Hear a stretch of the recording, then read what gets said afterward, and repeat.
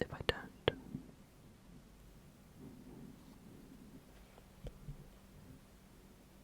I get quite stressed, but it's fine. I have a particular pillow.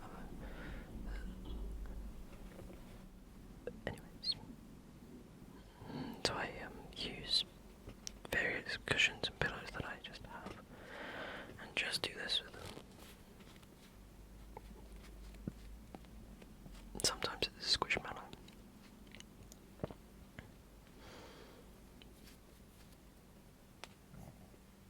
I wouldn't be able to explain why.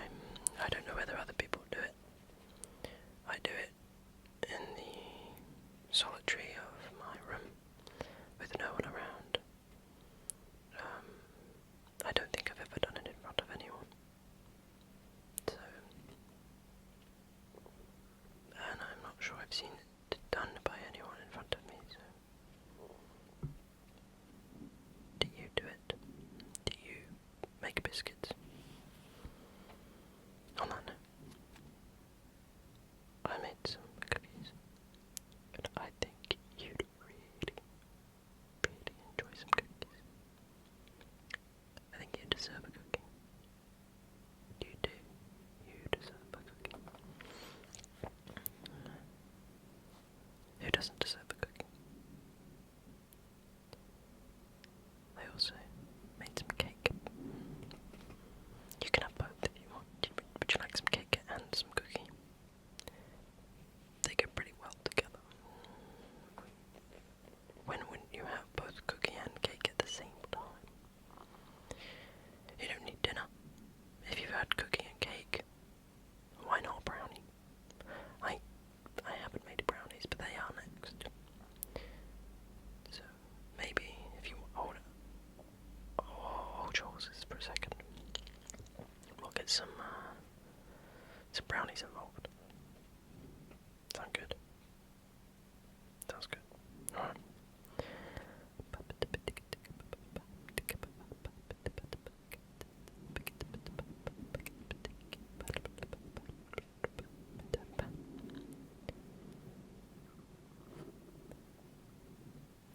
Hope you're enjoying yourself. Hope this is relaxing.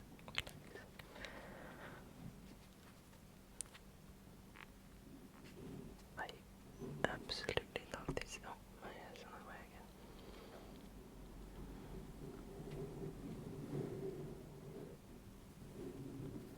I'm upset that you don't get to experience how these feel. Well, maybe you have your own, but they are some of the nicest feeling things on the planet. Though it does look like they gather hair quite quickly, so maybe they won't look so pretty.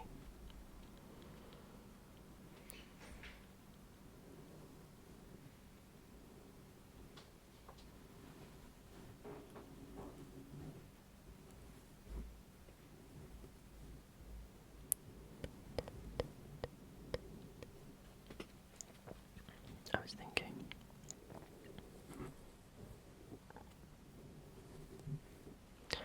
that maybe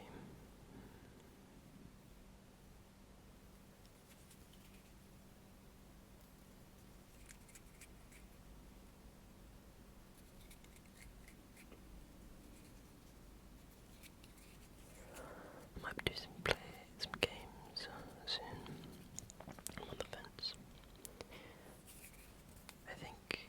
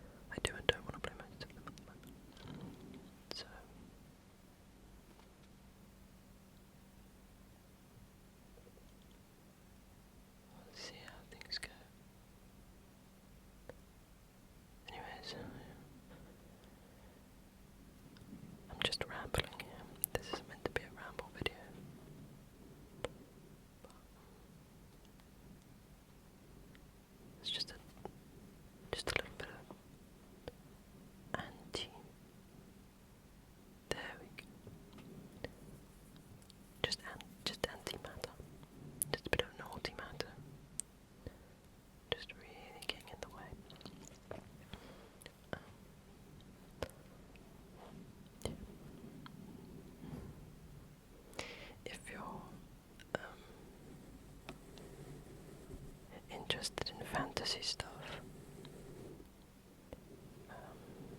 Don't forget, I have a community, choose your own adventure fantasy story going on my community tab on YouTube. You can vote for what you decide to do as a community.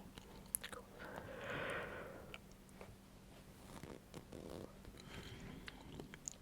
What you don't see is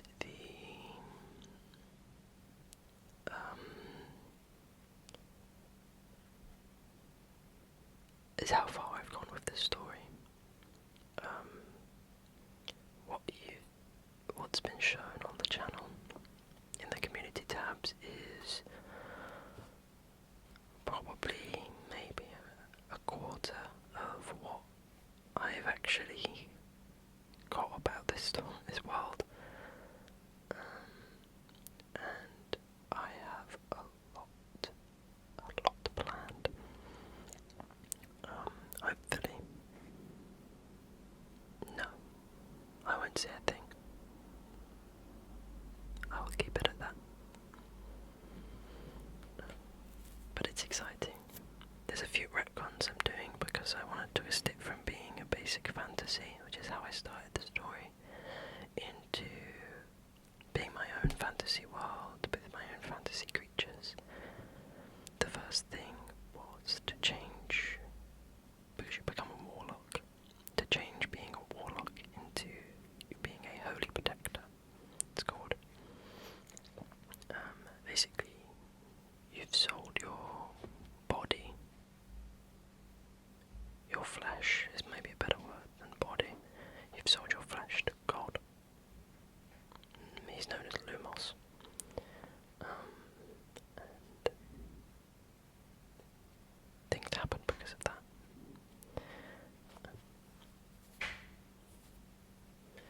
It's all about evolution and the environment.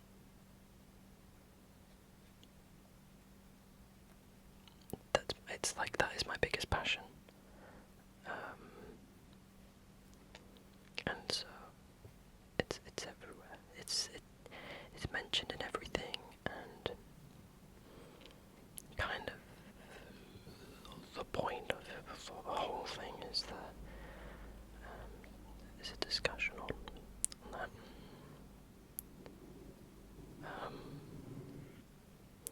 I'm halfway through the 4th June book.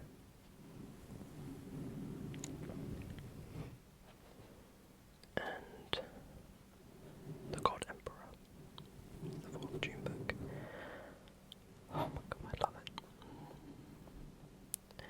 It's taken until the 4th June book for me to realise that it is the best sci-fi story out there, I think.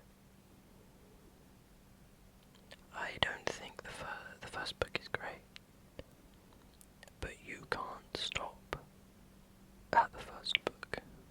You can't read the first book and go, right, I'm done now. Because the first book is the preamble, it's the setup. It's like watching the first Star Wars movie. There's not really a resolve. It's like, I mean, you see it in the movies. The movies is the first book.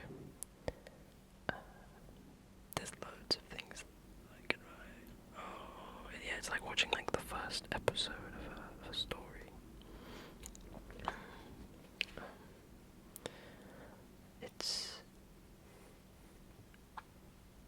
And it just gets more. With each book, it gets more and more insane. But because you've read so much of the books already at that point, you understand what's going on. You understand it. You're like, oh. When you're reading it, you're like, oh, that makes sense. And then you explain it to someone, and you're like, hang on a minute, no, this is insane. This is an insane thing that's happening. Why? What? It's something else. Completely. It's its own thing. I have just dropped one of my sponges. So we're gonna stick to just this one.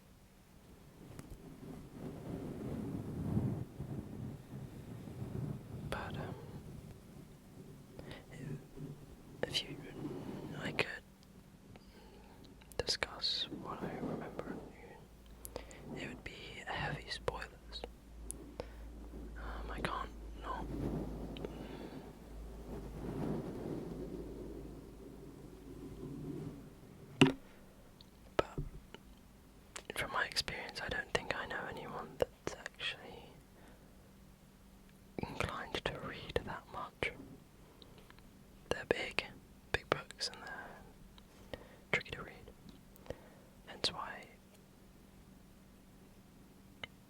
I'm embarrassed to say this, but I'm an audiobook guy.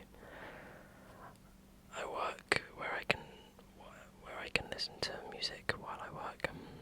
I'm listening to audiobooks, man. I am sitting there and I am rocking a good audiobook. And that's how I plow through them. I'm on the 4th one in 6 months. Exciting stuff. But there's a reason why. But that's kind of the reason why I'm writing my own stories. It's really coming. It's really interesting to hear these stories. I've listened to a lot of other books as well. So it's good to. I could do that. I could do a book review. I'll do that. That'll be a new video. Maybe next video. Next video will be in a new house. So,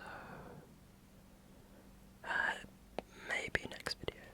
I want to buy the books first.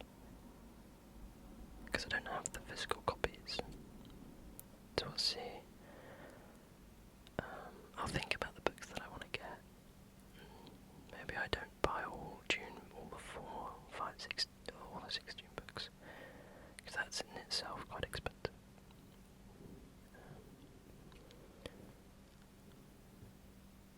But yeah. I've got some of the books already that I've listened to. Blood in the Mist being one of them. I am now just chatting. But I hope this is a little relaxing.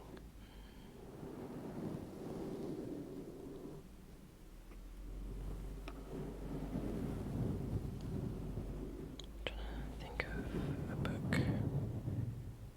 that I read recently, listened to recently that I really enjoyed.